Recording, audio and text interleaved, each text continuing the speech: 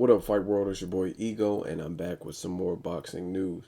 Now, I don't know what kind of cable provider you guys have, but I have DirecTV, and I just recently found this out. I was actually trying to record the Richard Abreu fight just to make sure I record it, because I like to watch these fights after I watch them the first time.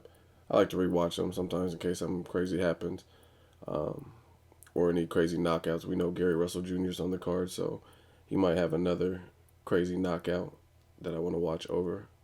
Um, One thing I found when I was searching for something was DirecTV has a lot of boxing fights, like great fights from last year and whatnot, on demand.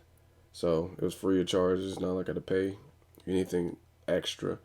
And I was skimming through them. They have some great matches from last year. So um, one of the ones that I just watched was Brandon Rios versus Mike Alvarado. And for some reason, I think this was my only second time seeing it. I remember it was an exciting fight, and I was loving it. Um, but I never recorded it because I watched it at a friend's house, and I never recorded it, so I never had it taped or anything.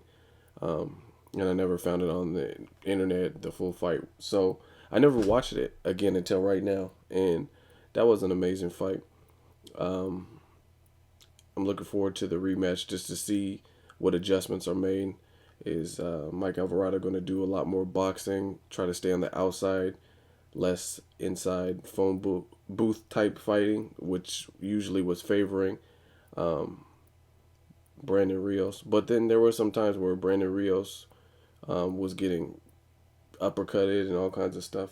But overall, the inside fighting was definitely favoring Brandon Rios, and Mike Alvarado did better when he was boxing and when he was using his jab and just mixing up his punches and keeping Brandon Rios at bay. He was rocking Brandon Rios' head back, so Brandon Rios definitely has a chin.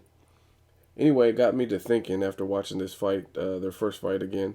I'm not going to do a prediction video just yet, but I will do one so we can kind of explore the fight in detail. But this got me thinking, out of the major promotional companies in boxing, the biggest would be, I would say, Mayweather Promotions, but not really, because Mayweather, for the most part, is still a current fighter where you have Oscar De La Hoya, who's retired. So Mayweather is his own entity. He definitely grosses a lot of money and stuff, but he doesn't have that many fighters under him that I know of that are purely Mayweather fighters, other than Jay Leon Love and just a bunch of guys that are up and coming, and he's trying to build them up and that kind of thing.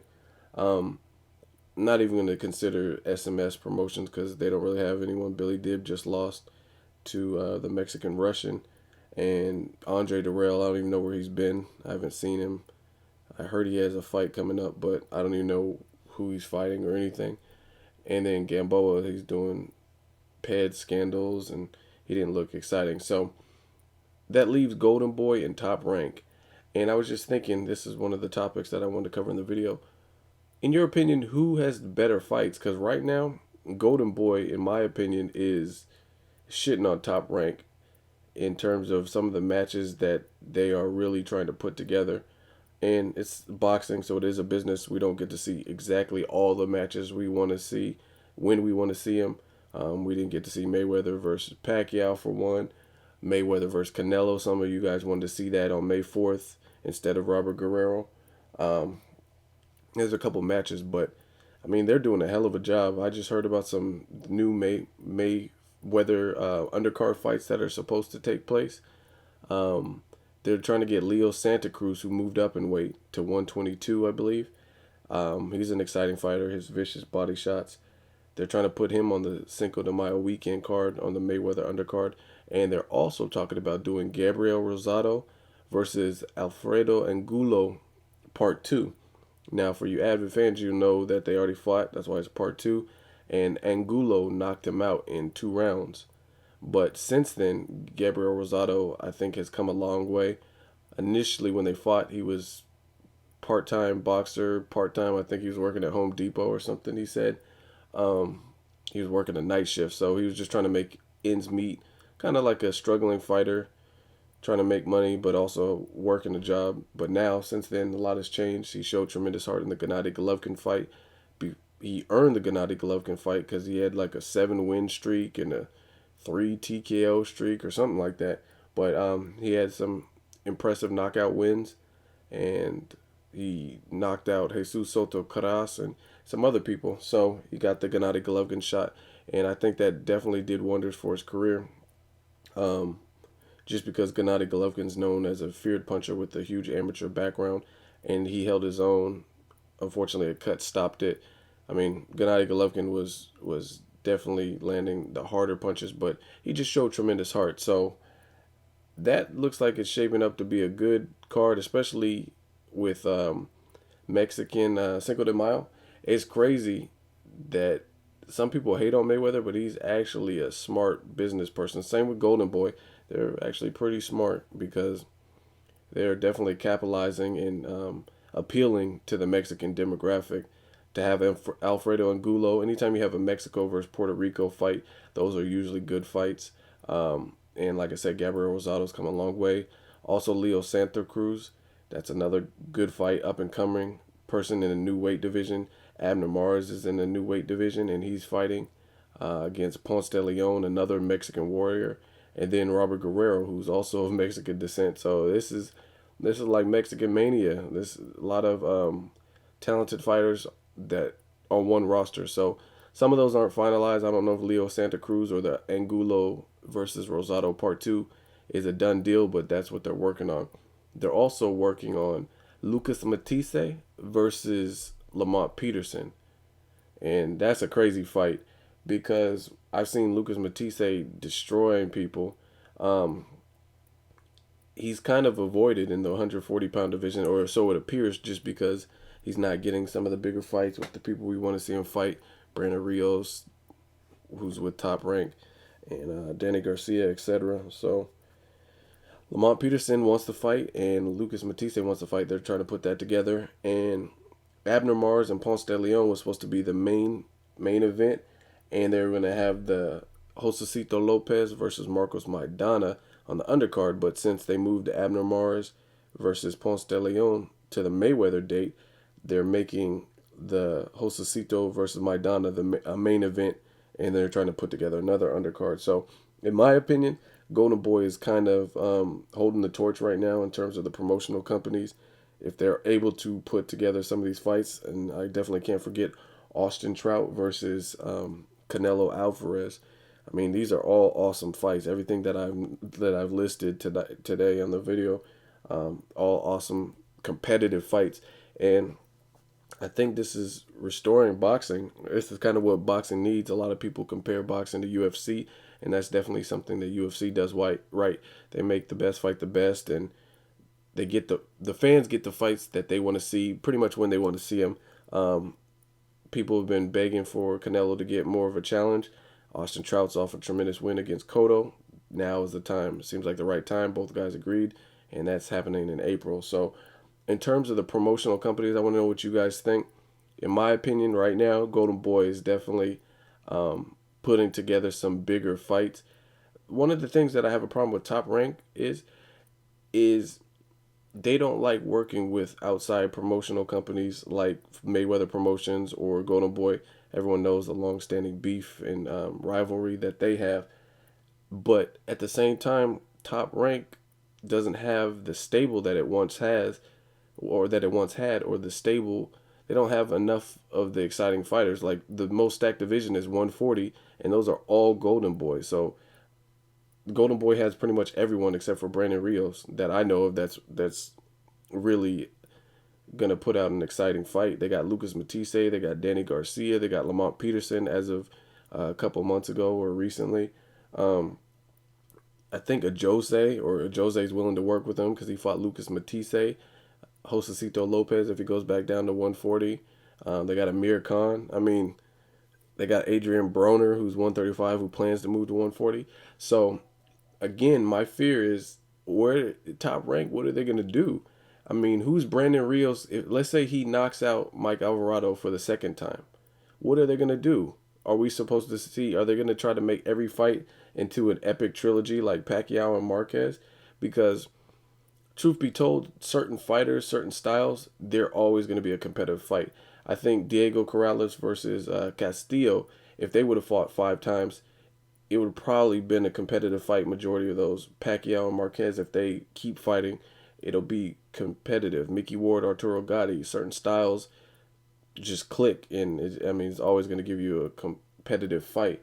But nobody wants to see the same fight over and over, so it's just I'm doing a little bit of foreshadowing, but I feel like Top Rank is running out of stablemates to match each other with. And I don't know about any rising talent that they have to the point where they're going to make. Again, Brandon Rios, hypothetically, in March, he fights Alvarado again and he knocks him out. Then who does Brandon Rios fight? Who can he fight? He's going to have to move up to 147 and fight Pacquiao or Marquez. If Marquez is even fighting, Marquez might be 40 by then. I just don't see where they're going to go aside from Rios versus Alvarado part 3 and try to like sell us on that. But I don't want to see that. Just because someone gives you an exciting fight doesn't mean we need to see it over and over and over again, especially if Brandon Rios defeats. It doesn't matter how Brandon Rios wins. If Brandon Rios wins, then there shouldn't be a third one. Even if it's the most exciting fight, if it's more exciting than the first, what is the point of the third fight? You're like, I'm going to keep giving Alvarado a shot to beat Brandon Rios until he does. I mean, that's stupid. Same thing with Pacquiao Part 5. I feel strongly I would watch it just because they put in competitive fights, but I would stream it just like I did Part 4 because at the end of the day, I don't want to pay for Pacquiao versus Marquez 5. Now, Bob Arum's having lunch. He had lunch on last Tuesday, I believe, with Marquez. He had dinner, basically trying to persuade him to have a Pacquiao Part 5. And I just feel like they're going to offer him some incredible amount of money. And he might take it because, I mean, this is his retirement. You know what I mean? There's last couple fights. I don't see him fighting to a George Foreman age. So, I don't know. I'm just worried and weary about Top Rank and their matchmaking. I mean, who are they going to fight? Who's Tim Bradley going to fight? Let's say he gets through Provodkin or whatever his name is. I think it's Provodkin. So let's say he gets past him. Bradley defeats another Freddie Roach fighter. Next, now what does Bradley do? Gamboa? He's supposed to fight Gamboa. Gamboa's going to hop up 2 weight classes to fight Bradley like they were talking about at one point. I really just see a dead end. It seems like so many roadblocks unless Top Rank starts to work with other promotional companies like Golden Boy. And realistically, it's not fair for the fighter. Timothy Bradley, he's trying to build his legacy. So who is he going to fight? And I know they were trying to make a Peterson versus Bradley part 2 before Bradley and Provodkin. But this was before, I think, Lamont Peterson, if memory serves correctly, this was before Lamont Peterson actually signed with Golden Boy. So now that he's with Golden Boy, I don't even think they can go that route unless they bury the hatchet and work together. So I'm just taking a look at the Top Rank stable, and I really don't see many options for their best fighters. Brandon Rios, again, either he's going to win or lose. So if he wins and beats Mike Alvarado, then there's definitely no reason for a third Mike Alvarado versus Brandon Rios fight. But even if he loses, what are we going to keep seeing the same one? Now Brandon Rios has to avenge his loss to Mike Alvarado. It's going to be like the Pacquiao saga, and nobody wants to see that time and time and time again. And don't get me wrong, I just got finished watching the first fight, and it was a thrilling fight. It was exciting. I'm definitely going to watch the second one as well, but I just don't want it to get into a string of we're seeing repeat fights because that's all they can match make because their stable is pretty skimpy. And as far as I'm concerned, the best fight that Top Rank has going for them right now is Guillermo Rigondeaux versus Nonito Donaire, and that fight has been riddled with problems. And Nonito said he's pulling out, not showing up to the presser. VADA testing was an issue, no signature, no contract, so it's just very problematic. Whereas Golden Boy, they're getting fights like Canelo and Trout. To my knowledge, it wasn't really much of a problem. The only discrepancy was Canelo said if he doesn't get a Mayweather guarantee, he's not fighting on Mayweather's undercard. They moved the date, and it was a done deal. There was never really a problem for Canelo to fight Trout, to my knowledge. But Guillermo Rigondeaux and Nonito's just been one thing after another. So let me know what you guys think. Who has the better fights? Top ranked Golden Boy. Who do you want to see Brandon Rios fight? Who do you want to see Timothy Bradley fight if they get past their next test? Just leave a comment. Let me know what you guys think. As always, hate, comment, or subscribe. Until next video, Ego, signing off.